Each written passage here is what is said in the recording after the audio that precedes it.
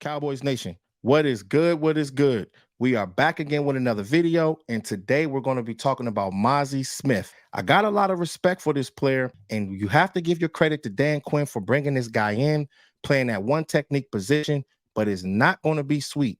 This is not Michigan. You got to understand that this is the NFL. You got to lock in. I know he's saying that he doesn't really like football that much. He like to beat on people, but these offensive linemen out here, they like to beat on people too. So getting in there, understanding what your defensive coaches are trying to get you to do, understanding leverage, using your hands is going to be very, very important because we got to keep it real when it comes to the JC network. It did not look good against Seattle. He had a solid game against the Jaguars, but as far as the Seattle Seahawks, just getting himself out of position, getting wiped out of plays, I didn't like what I saw, but we got to understand it takes time when it comes down to the defensive tackle position. There are a plethora of defensive tackles that did not start off good their first year, and they thrived their second, third, and fourth year. So it takes time. But the things that I saw on tape was, falling down, not getting yourself in position, that type of stuff right there will get you in trouble because that one technique position, that's the anchor when it comes down to that defensive line. So if you're falling like that, then your linebackers and the offensive linemen are getting to the second level. That's going to be a problem. So understanding base, understanding putting yourself in position and not trying to put yourself in position where the offensive linemen are trying to get you where they can be able to get leverage. It's the little things, but I did see a few things about him. He did get a nice bull rush. He moved the quarterback a certain way, and all it takes is half of a second. And somebody else can get in there, another defensive end, another defensive tackle to go out there and make a play. So if you can have the quarterback make an errant throw, you got guys like Trayvon Diggs and you got guys like Stephon Gilmore to go out there and make a play.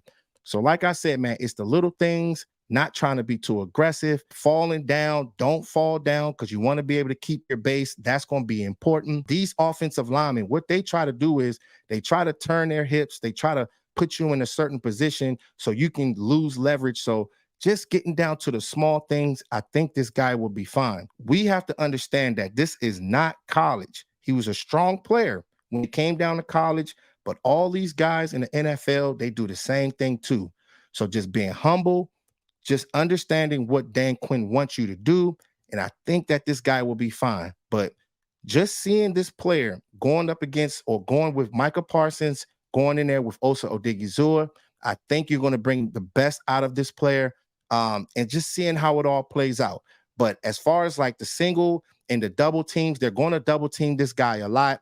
Based off the tape, it seemed like he can get away from double teams better than he was getting away from somebody just single-handedly blocking him. So it's just the little things, but I just want everybody just to see how it all plays out. There's been so many people going back and forth about him. Like I said, you got to give your credit to guys like Dan Quinn for bringing him in. It's a game-by-game basis, but one thing that the great Bill Parcels always said, you're only as good as your last game. I understand that, but based on film, looking at the film, he's just going to have to go out there and just say, okay, this is what I did wrong, and this is what I can do to get better, because the guy is strong. He's a strong guy. He's one of the guys that can be a true enforcer, but he just got to understand where to be able to, when to be able to do that.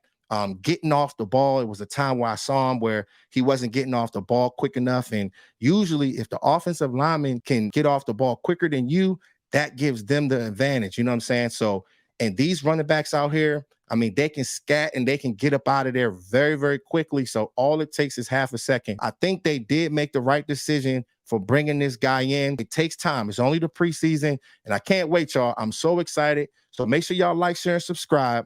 We're going to keep having these fire breakdowns. We're going to have fire previews. I cannot wait because it's football time, man. So talk to y'all soon. All right, y'all. Gone.